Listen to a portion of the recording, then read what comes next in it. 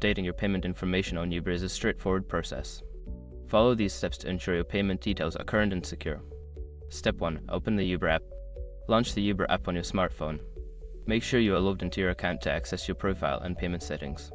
Step 2. Access your account.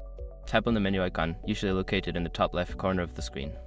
From the menu, select Account to view your account settings. Step 3. Go to Payment Settings.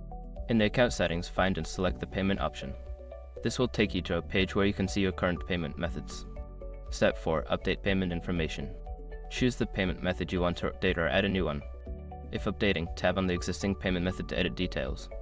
If adding, select Add Payment Method and enter the required information. Step 5. Save changes.